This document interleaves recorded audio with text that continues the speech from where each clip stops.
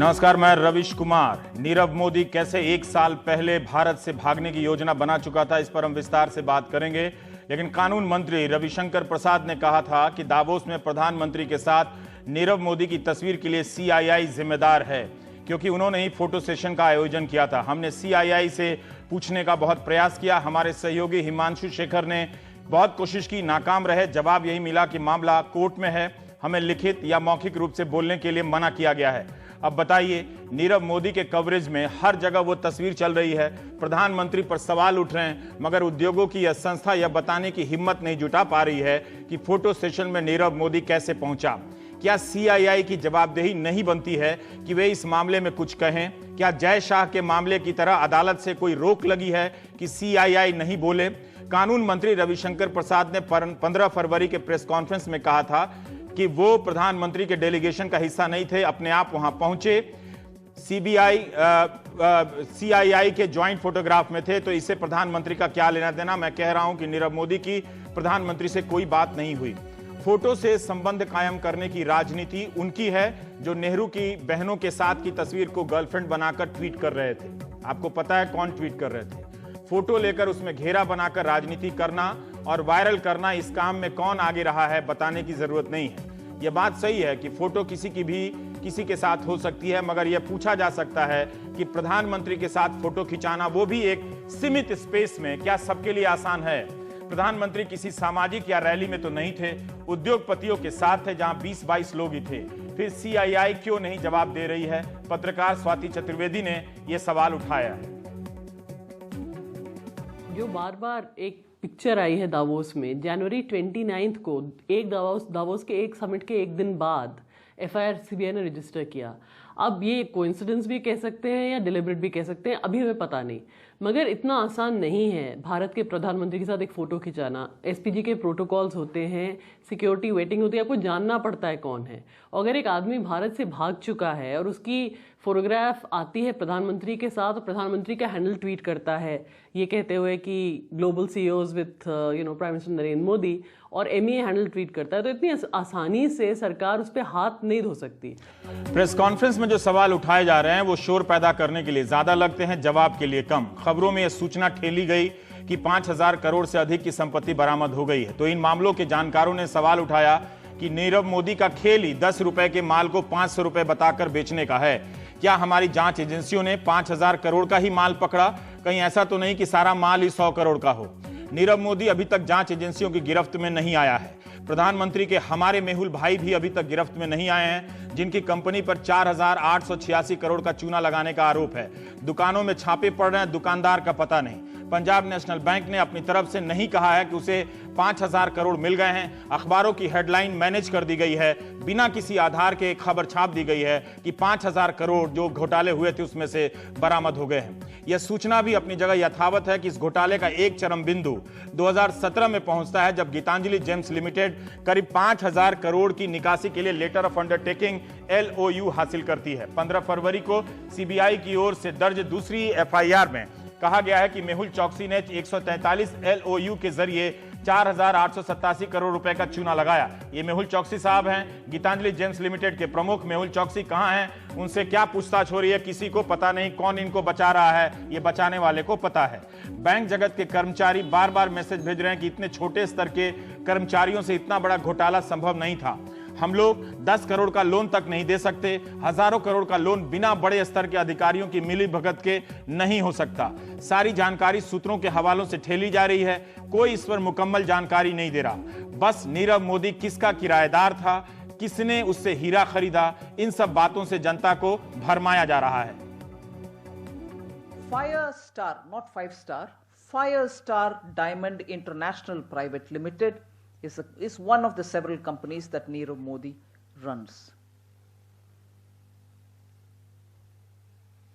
They have acquired or taken on lease a property which belongs to Advait Holdings Limited. They own a property in a place called Trade Point Building, in the second floor of it, in Lower Parel in Mumbai. Who are the shareholders of Advait Holdings? from 2002, who's one of the shareholders? Anita Singhvi, who's Srimati. You know it. परिवार की company उस property की मालिक है, तो किराएदार ने कोई फ्रॉड किया है तो आप हमारा नाम लेंगे, हमको स्कैम से संबंधित करेंगे? ये क्या भद्दा नहीं है, गैर जिम्मेवाराना नहीं है? अरे भाई, हर चीज में कोई स्तर होना चाहिए। वार भी करिए तो सही रूप से स्तर से करिए। रक्षा मंत्री को यह बताने के लिए आना पड़ा कि अभिषेक मनु सिंघवी की पत्नी ने 1.5 करोड़ का हीरा खरीदा। क्या अब वे यह भी बताने वाली हैं कि इतने सालों में किस किस ने नीरव मोदी से हीरा खरीदा? क्या वो इस बात को लेकर आश्वस्त हैं कि उनकी पार्टी के बड़े नेताओं ने वहां से हीरा नहीं खरीदा या नेताओं के बच्चे वहां काम नहीं करते थे? बेटी और बीवी के बहाने रक्षा मंत्री क्या साबित करना चाहती है? वैसे अब जब पता चल रहा है कि नीरव मोदी नाम के फ्रॉड ने 10 रुपए का हीरा 200 में बेचा है, तो उम्मीद की जानी चाहिए कि सारे खरीदार खुद ही रोते हुए बाहर आएंगे। जिनके यहाँ शादियों में इन लोगों ने हीरे का सेट तोहफे में दिया है, अब वो भी रो रहे होंगे। वैसे अगर निर्मला सीतारमण प्रेस कॉन्फ्रेंस करने आई थी तो उन्हें यह बताकर जाना चाहिए था कि अगस्त 2016 में रजिस्ट्रार ऑफ कंपनीज ROC ने विसिल ब्लोअर की शिकायत को क्यों निरस्त कर दिया, जबकि वो शिकायत PMO ने फॉरवर्ड की थी। वो 2 बातें बता सकती थी।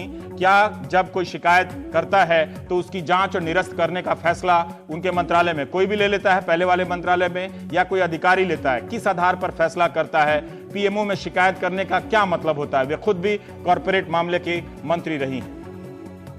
रजिस्ट्रार ऑफ कंपनीज में जब हमने PMO में शिकायत की, पहले SFIO से शुरुआत की, फिर उसके बाद enforcement directorate, ministry of corporate affairs, ministry of finance, सभी जगह कॉपियां दी।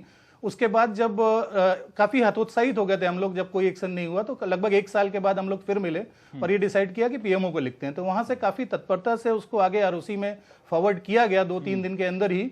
लेकिन ROC में जब हमने चेक करने की कोशिश की तो कोई हमको रिस्पॉन्स नहीं मिला।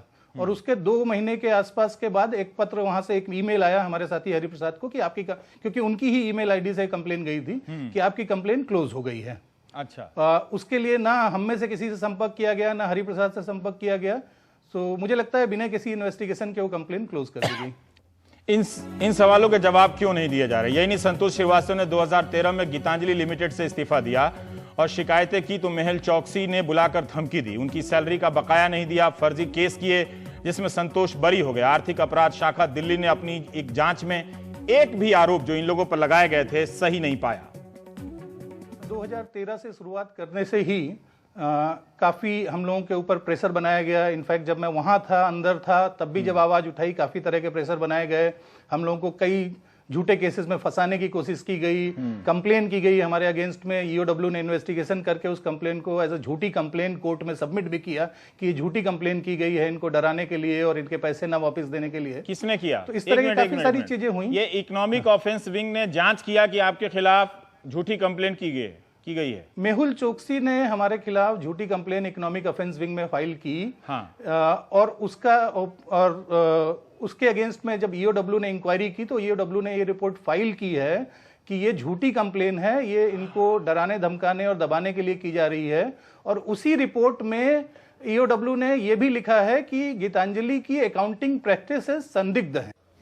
क्या नीरव मोदी ने भारत छोड़ने की प्लानिंग पहले कर ली थी? हम इस पर आ रहे हैं जल्दी। इस बीच मुंबई में नीरव मोदी के घर के अलावा सूरत के 3 और दिल्ली के 1 ठिकाने पर प्रवर्तन निदेशालय के छापे पड़े। उधर CBI ने नीरव मोदी की कंपनी के दूसरे chief financial officer Ravi Gupta को समन भेजा है। कंपनी के एक और CFO विपुल अंबानी से CBI कल से ही पूछताछ कर रही है, मगर गिरफ्तार नहीं कर रही है। बैंक के कुछ निलंबित अधिकारियों से भी पूछताछ हो रही है। पंजाब नेशनल बैंक घोटाले के केंद्र में रही मुंबई की ब्रैडी हाउस ब्रांच को पहले सील कर दिया गया, लेकिन बाद में CBI अधिकारी सील खोलकर जांच के लिए ब्रांच के अंदर गए। कई बैंक अधिकारियों को वहां जांच और पूछताछ के लिए बुलाया गया। इसी ब्रांच से 11,400 करोड़ के इस घोटाले की बुनियाद पड़ी। इस घोटाले का एक मुख्य आरोपी गोकुलनाथ शेट्टी इसी ब्रांच का डिप्टी मैनेजर था, जो अब CBI के हिरासत में है, लेकिन बड़े लोग बाहर हैं। आरोप है कि गोकुलनाथ की मदद से ही लेटर ऑफ अंडरटेकिंग जारी की गई, जिनकी मदद से नीरव मोदी के लिए विदेशों में दूसरे बैंकों की गारंटी पंजाब नेशनल बैंक ने ली। इस घोटाले को कैसे अंजाम दिया गया और इसमें कुल कितने लोगों की साठगांठ थी, इसे लेकर अभी अलग अलग स्तरों पर कयास चल रहे हैं। लाइव मिंट में तमल बंदोपाध्याय, जो बैंकिंग सेक्टर को समझने वाले माहिर लोगों में से माने जाते हैं, उन्होंने लिखा है कि इस घोटाले को समझने के लिए पहले स्विफ्ट समझिए। स्विफ्ट यानी society for world wide interbank financial telecommunications, एक ऐसी व्यवस्था जिससे दुनिया भर के बैंक आपस में एक कोड सिस्टम के जरिए वित्तीय लेन देन से जुड़ी सूचना और निर्देशों का सुरक्षित आदान प्रदान करते हैं। तमल बंदोपाध्याय अपने लेख में कहते हैं कि स्विफ्ट के जरिए किसी बैंक को धाराशायी करने के लिए कम से कम 3 अधिकारियों की जरूरत होती है, मेकर, चेकर और वेरीफायर। मेकर वो होता है जो सिस्टम में स्विफ्ट से जुड़कर मैसेज डालता है। चेकर इसकी जांच करता है कि मैसेज सही है या नहीं। तीसरे स्टेज पर वेरीफायर आता है जो मैसेज की जांच से संतुष्ट होने के बाद वेरीफाई करता है।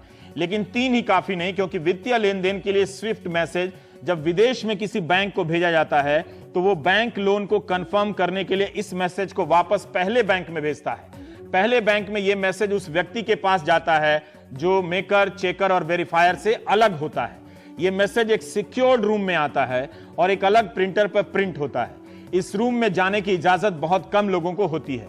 तो सवाल यह उठता है कि क्या ब्रैडी हाउस ब्रांच में गोकुलनाथ शेट्टी ने ये चारों भूमिकाएं खुद ही निभाई? क्या ऐसा हो सकता है? जानकारों का कहना है कि यह संभव नहीं है।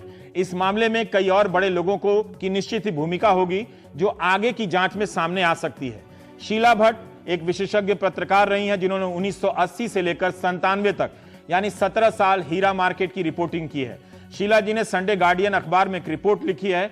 उस रिपोर्ट के एक हिस्से का अनुवाद कर रहा हूं। वो लिखती हैं कि सूरत में एक बड़ा हीरा कारोबारी है, पिछले 6 महीने से 4000 करोड़ से अधिक के कर्ज पर कोई ब्याज नहीं दे रहा है। सोचिए कहां कहां घोटाला है। उसने यह लोन प्राइवेट बैंक से लिए हैं। बैंक की सांस अटकी हुई है कि कहीं वो दुकान बंद कर भाग न जाए। यही वह आदमी है जिसने कुछ साल पहले अपने सभी कर्मचारियों को कार तोहफे में दी थी। इस कहानी को पढ़ा तो हम भी सहम गए। हमने भी एक ऐसे हीरा व्यापारी की कहानी दिखाई थी। क्या वही हीरा व्यापारी है जिसके बारे में शीला भट्ट इशारा कर रही हैं, जो 4000 करोड़ रुपया लोन लेकर ना ब्याज चुका रहा है, ना सूद मूल चुका रहा है? जब उसने कार गिफ्ट की थी तब मीडिया में उसकी काफी धूम मची थी, हर जगह इंटरव्यू हुआ था। क्या भारतीय कारोबारी बगैर चोरी के सफलता का मुकाम हासिल नहीं कर सकते हैं? शीला भट्ट से हीरा व्यापारी ने कहा है कि 50 साल से हीरे का कारोबार 90% ब्लैक मनी पर चलता है। जाहिर है आज भी चल ही रहा होगा। उनके एक लेख का एक और हिस्सा अनुवाद कर रहा हूं। बड़े हीरा कारोबारियों को पता था कि मेहुल और नीरव का धंधा चौपट होने वाला है, लेकिन उन्हें यह नहीं पता था कि वो लेटर ऑफ अंडरटेकिंग के सहारे ये खेल कर रहे हैं। माल की कीमत ज्यादा बताना, बिल में कम दिखाना, स्मगलिंग का माल खरीदना, बेचना, टैक्स चोरी करना, यह सब हीरा कारोबार में चलता है। मगर लेटर ऑफ अंडरटेकिंग का आइडिया किसी को नहीं था। इन हीरा कारोबारियों को भी समझ नहीं आ रहा कि नीरव और मेहुल ने इतने लेटर ऑफ अंडरटेकिंग कैसे हासिल कर लिए। इस घटना ने हीरा व्यापार को रियलिटी सेक्टर की तरह संदेह में ला दिया है। इसकी चमक के पीछे का अंधेरा बता रहा है कि हम सब कितने भोले हैं। चमक दिखाकर चकमा देने वाले अभी भी सारा माल बटोर रहे हैं। इसी बीच क्विंट हिंदी के संपादकीय निदेशक और वरिष्ठ पत्रकार संजय पुगलिया ने ट्वीट किया कि नीरव मोदी ने अपने बच्चों का मुंबई के स्कूलों से 6 महीने पहले ही नाम कटवा लिया, जब स्कूल सत्र के बीच में ही था। बच्चे अपनी मां के साथ अमेरिका चले गए। कारोबारी परिवार हैरान थे कि ऐसा क्यों हुआ। अब उन्हें वजह पता लगी है, तो भागने की पूरी तैयारी थी। हमारे सहयोगी मानस प्रताप सिंह ने जानकारी दी है कि नीरव मोदी मार्च 2017 तक भारतीय नागरिक था, लेकिन नवंबर 2017 से वो एनआरआई है और उसने अपना पता दुबई में बुर्ज खलीफा का दिया है। मेहुल चौकसी कहां है हमें नहीं मालूम है, कहीं वो भी तो फरार नहीं है। ये मानस की रिपोर्ट। हमने जब मिनिस्ट्री ऑफ कॉर्पोरेट अफेयर्स की वेबसाइट पर जांच पड़ताल की तो हमने ये पाया कि A&M एंटरप्राइजेस जो एक कंपनी है जिसमें नीरव मोदी 99% शेयर्स के मालिक हैं, और A&M एंटरप्राइजेस जो एक कंपनी होते हुए फायर स्टार लिमिटेड जो नीरव मोदी की एक प्रीमियर कंपनी है उसमें पूरी की पूरी ओनरशिप रखते हैं। उसके बारे में जब हमने पता किया तो ये पता चला कि शेयर अलॉटी का जो एक डॉक्यूमेंट है उसमें 2017 की मार्च में नीरव मोदी की नागरिकता भारतीय बताई हुई है, परंतु नवंबर 2017 में उस ही डॉक्यूमेंट में जो शेयर अलॉटी का है उसमें ये दिखाया गया है कि वो एक भारतीय नहीं है, एक NRI है। और ये हमें उससे पता चलता है कि उनका एड्रेस दिया हुआ है कि वो जुमीरा टावर्स, जो है कि बहुत आलीशान अपार्टमेंट्स हैं दुबई में, वहाँ के रहने वाले हैं। और उनका क्लास और कैटेगरी के कॉलम में ये लिखा हुआ है कि वो NRI है। अब खेल देखिए, 3 केंद्रीय मंत्री प्रेस कॉन्फ्रेंस करने आए। क्या उन्होंने अपनी जवाबदेही आपके प्रति निभाई? क्या उन्होंने ये सब जानकारी दी? नहीं दी। वो ये बताने आए कि उनकी दुकान का मालिक कौन था, और हीरा जैसे लाखों लोगों को बेचा होगा उसने, हीरा ठगा होगा, एक अभिषेक मनु सिंघवी की पत्नी का नाम बता गए। इससे आप साबित क्या करना चाहते हैं? आप अगर सरकार में है तो सही बात और पूरी बात खुद ही क्यों नहीं बताते? बैंक के कर्मचारी गिरफ्तार हो चुके हैं, मगर ये मेहुल चौकसी, प्रधानमंत्री के हमारे मेहुल भाई, अभी तक गिरफ्तार नहीं है। कानून मंत्री, मानव संसाधन मंत्री, रक्षा मंत्री के बाद क्या आप कृषि कल्याण मंत्री प्रेस कॉन्फ्रेंस करने वाले हैं? पता चला कि सारा मंत्रिमंडल प्रेस कॉन्फ्रेंस कर गया, मगर नीरव और मेहुल का पता ही नहीं चला। इस बीच केंद्रीय सतर्कता आयोग यानी CVC ने पंजाब नेशनल बैंक के अधिकारियों को पूछताछ के लिए बुलाया है। खास बात यह है कि इसी CVC ने बीते 3 साल में लगातार 3 बार बैंकिंग में सतर्कता बरतने के लिए पंजाब नेशनल बैंक को अवार्ड दिया।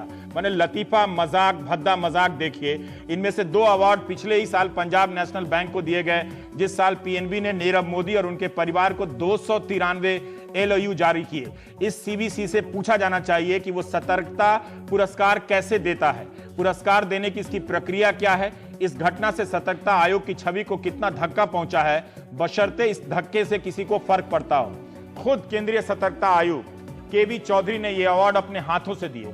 अब वही उनसे पूछ रहे हैं कि गड़बड़ी क्यों और कैसे हुई। भाई आप बताइए कि आपने अवार्ड कैसे दिया, इस्तीफा दीजिए, कोई जिम्मेदारी लीजिए।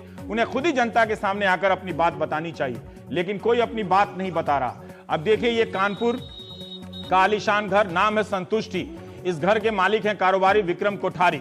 इनकी कंपनी रोटोमैक की बनाई कलम खरीदकर हम लोग सच लिखते हैं, मगर कंपनी वाले विक्रम कोठारी 3,695 करोड़ नहीं चुका पा रहे, उसके लिए झूठ बोल रहे हैं इधर उधर।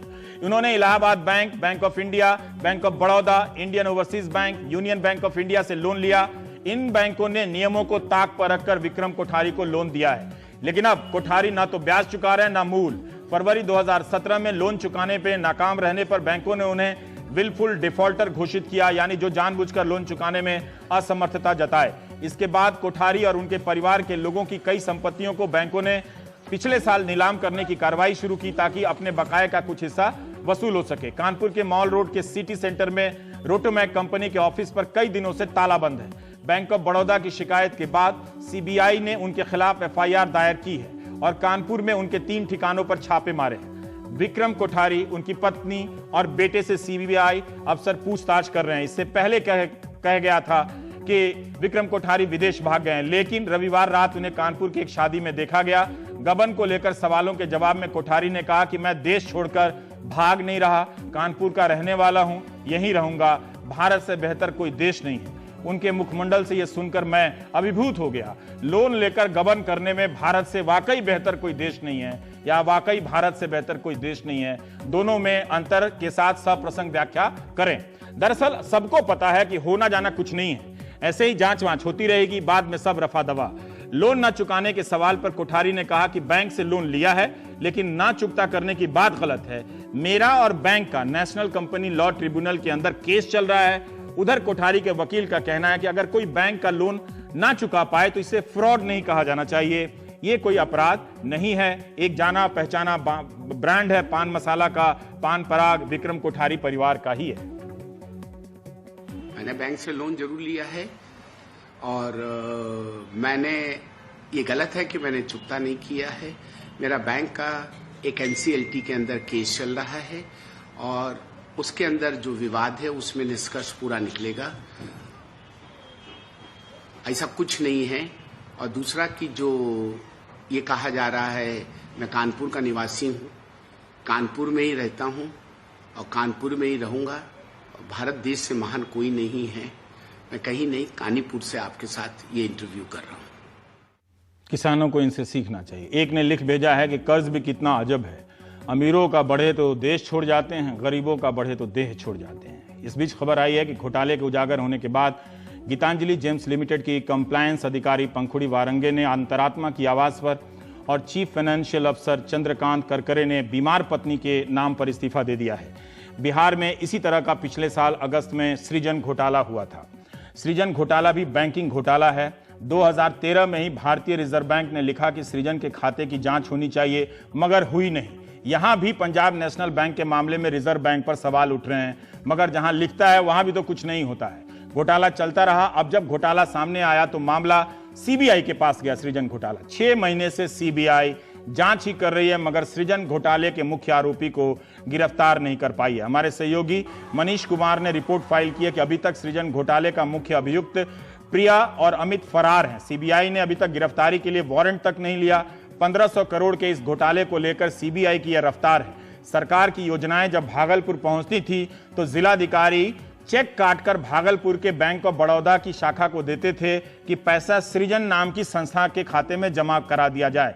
वहां से पैसा निकलता था और रसूखदार लोगों में बढ़ जाता था। कुछ लोगों ने हीरा भी खरीदा है।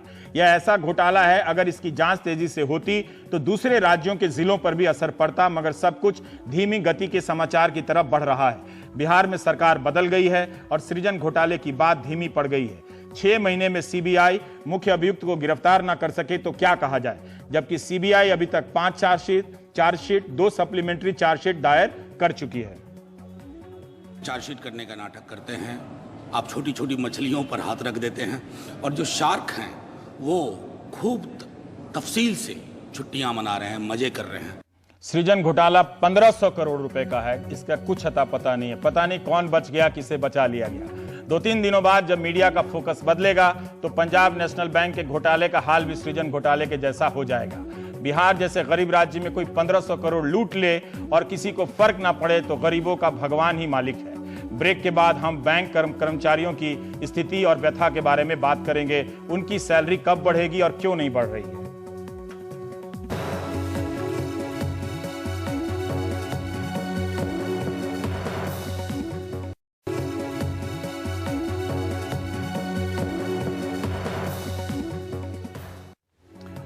लाखों की संख्या में बैंक कर्मचारी अपनी सैलरी और काम करने के हालात में बेहतरी के इंतजार में हैं।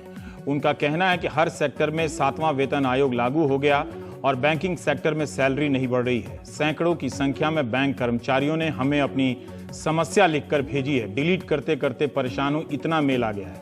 इन शिकायतों को पढ़ते हुए बैंकिंग व्यवस्था के भीतर का जो चेहरा दिखा वो भयावह है। आने वाले किसी भयंकर संकट की तरफ इशारा करते हैं। दिक्कत है कि ये कर्मचारी खुद नहीं बोल सकते, वरना वे सरकार के निशाने पर आ सकते हैं। मगर इनकी बातों में जो बात है उसे तो सबसे पहले सरकार को ही जानना चाहिए। कहीं ऐसा ना हो बहुत देर हो जाए।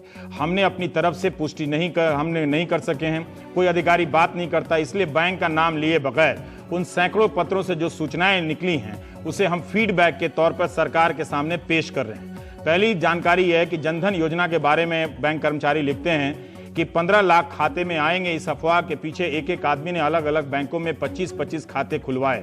सरकार जनधन खातों की संख्या को उपलब्धि मानती है, लेकिन इन खातों को जीवित रखने के लिए स्टाफ ने अपनी जेब से 1-1 रुपए जमा किए जबरदस्ती। स्कीम को सफल बनाने के लिए एक दिन में 100-100 खाते खोले गए। बाकी सारे काम भी चलते रहे। जनधन खाते से बैंक का ऑपरेशनल कॉस्ट बढ़ा और अब सरकार खुद खाते बंद करवा रही है। पंजाब में दैनिक जागरण ने लिखा है कि 8 लाख खाते बंद किए जा रहे हैं। बैंकों ने ऐसा फैसला किया है।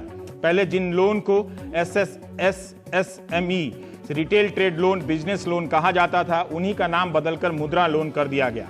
सभी बैंकों में CBS में कोड दे दिया गया जिसे हम लोन अकाउंट खोलते वक्त डालना पड़ता है ताकि हर बिजनेस लोन मुद्रा लोन कहलाए। ये सब बैंक वाले लिख रहे हैं। हम फिर कह रहे हैं कि इसकी पुष्टि हम नहीं कर रहे, लेकिन ये फीडबैक सरकार और जनता को दे रहे हैं। एक पत्र में लिखा है कि 25 आदमी को 100-100 रुपए की OD देकर मुद्रा लोन का टारगेट हासिल कर लिया गया। इन 25 लोगों को पता भी नहीं चला कि वे मुद्रा लोन में गिने जा चुके हैं। हमने किसी को 1 रुपया नहीं दिया, लेकिन सरकार को 25 मुद्रा लोन का आंकड़ा दे दिया। ये सब अंदर की बात है, मगर ये सच है तो क्या इस सच्चाई को हम कभी जान पाएंगे? बैंक कर्मी कहते हैं कि उन्होंने सरकार की हर योजना को जी जान लगाकर लागू किया। बैंक का काम बीमा बेचना नहीं है, मगर हमसे बीमा भी बिकवाया गया। बीमा कंपनियों को लाभ हो रहा है और बैंकों को घाटा। मैं ये बात सैकड़ों मेल पढ़ने के बाद लिख रहा हूँ। स्पेस की कमी थी, इसलिए बहुत डिलीट करना पड़ा। कायदे से उसे वित्त मंत्री को प्रिंट आउट करके पहुंचा देना था। हमने बैंक कर्मचारी यूनियन से भी सवाल किया कि क्या यह बात सही है कि बैंक कर्मचारी अपना मूल काम छोड़कर वो कर रहे हैं जिसके लिए वो नियुक्त नहीं हुए थे। आज बैंकों के अंदर काम बढ़ रहा है और उसी प्रकार जो है संख्या हमारे कर्मचारी अधिकारियों की कम होती जा रही है। आपने कहा कि बीमे की योजनाएं, बिल्कुल, जिसको हम क्रॉस सेलिंग प्रोडक्ट्स बोलते हैं, ये आज हमारे बैंकों के जरिए बेचे जा रहे हैं। उसी प्रकार पिछले दिनों हमने जो 27,000 करोड़ खाते जो है जनधन के अंदर खोले, उसी प्रकार मुद्रा लोन के खाते हमारे बैंकों के द्वारा खोले जा रहे हैं। और तीसरी एक और नई चीज़ हमारे पास आ गई है कि आधार कार्ड की जो रजिस्ट्रेशन जो है वो भी बैंकों के अंदर की जाए, कि जो कि वो बाहर की एजेंसी अभी तक कर रही थी।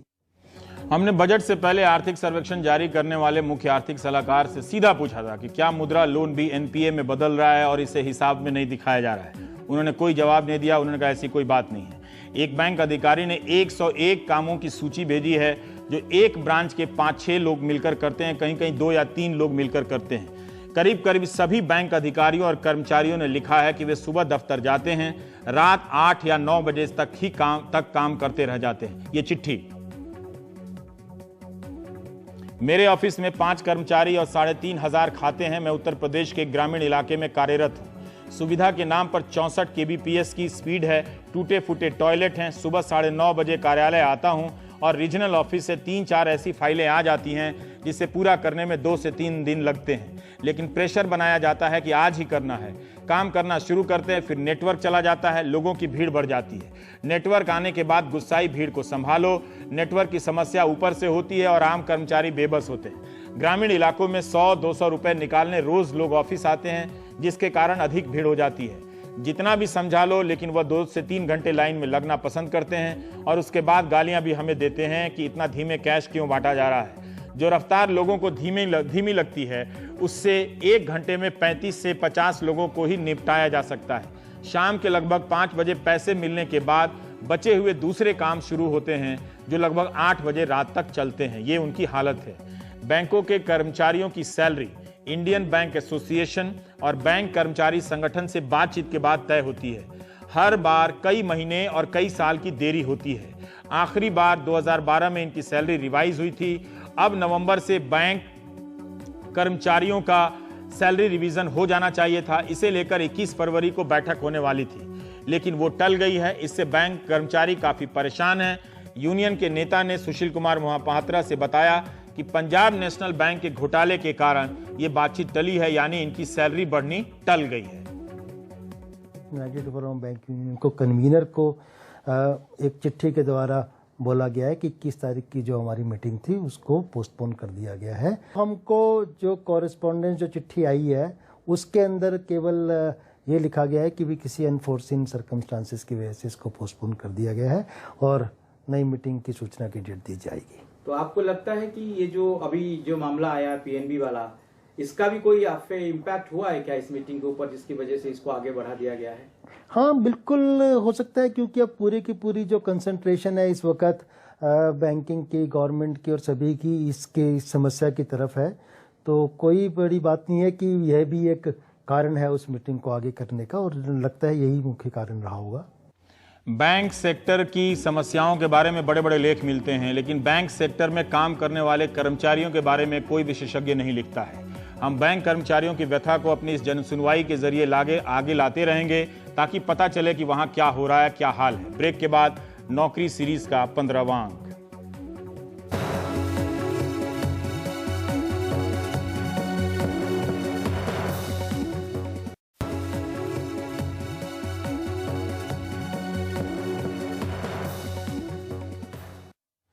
रेलवे में अलग अलग श्रेणियों में 90,000 भर्ती आई। कई साल के बाद, कई महीनों के बाद इतनी बड़ी संख्या में भर्ती निकली है, मगर उम्र सीमा घटा देने और आईटीआई की नई शर्त जोड़ देने से छात्रों के एक बड़े वर्ग में नाराजगी फैल गई।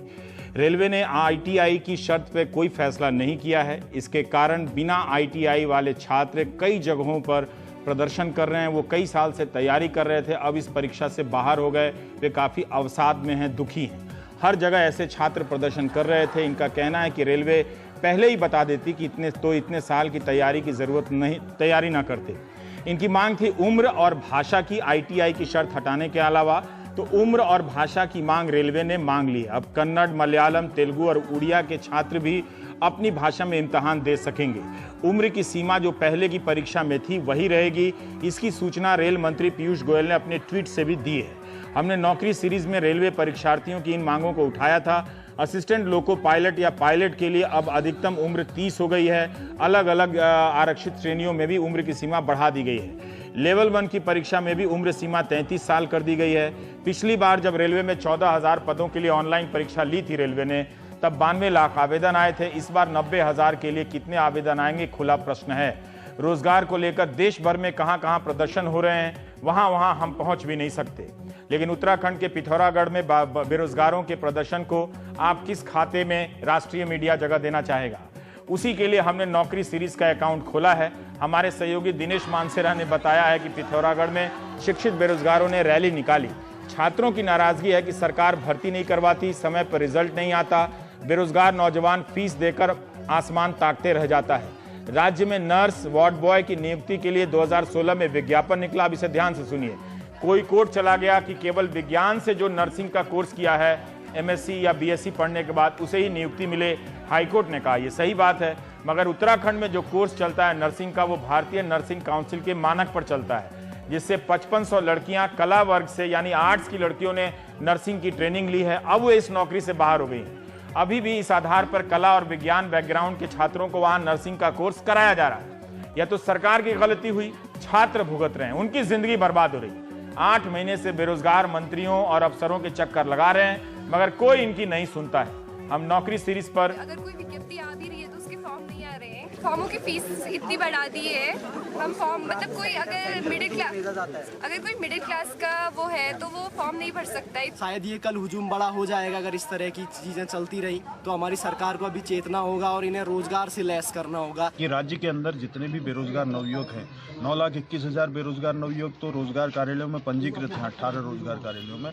लेकिन उससे भी बड़ी संख्या ऐसी है जिन्होंने रोजगार कार्यालय में पंजीकरण नहीं कराया। केवल 8 महीनों के अंदर 261 करोड़ रुपया हमने मुद्रा बैंक के माध्यम से इन बेरोजगार नवयुवकों को रोजगार सृजन के लिए दिया है, ताकि ये बेरोजगार रोजगार मांगने वाले नहीं बल्कि रोजगार देने वाले बने, इसके आधार पर वो समर्थ बने। इस लक्ष्य को लेकर के हम चल रहे हैं। तीसरा महत्वपूर्ण कार्य जो हमारा है वो हम प्राइवेट एंटरप्रेन्योरशिप डेवलप करना चाहते हैं, ताकि हमारे ये बच्चे मेक इन इंडिया कैंपेन के साथ जुड़ सके, स्टार्टअप योजना के साथ जुड़ सके, स्टैंड अप योजना के साथ जुड़ सके।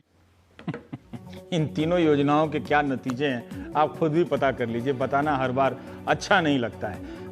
मंत्री किसी भी राज्य के हों, जब वो रोजगार पर बोलते हैं तो ऐसा लगता है कि रोजगार पर कोई समस्या है ही नहीं। हम नौकरी सीरीज पर बड़े स्तर पर फिर से लौटने वाले हैं। आप नौजवान चिंता ना करें। एक अच्छी परीक्षा व्यवस्था हो। देखिए एसएससी की परीक्षा हो रही है, अभी भी उसमें नकल की शिकायतें आने लगी है। लड़के फोन करके रो रहे हैं, मतलब इतने हताश हैं। क्या आप एक बेहतर ईमानदार परीक्षा व्यवस्था के हकदार नहीं हैं? आपको यही सपना देखना चाहिए, पूछना चाहिए। परीक्षा व्यवस्था ठीक होगी तो 80% तनाव अपने आप कम हो जाएगा। प्रधानमंत्री को कुंजी या किताब लिखने की जरूरत नहीं पड़ेगी। आप देख रहे थे प्राइम टाइम। नमस्कार।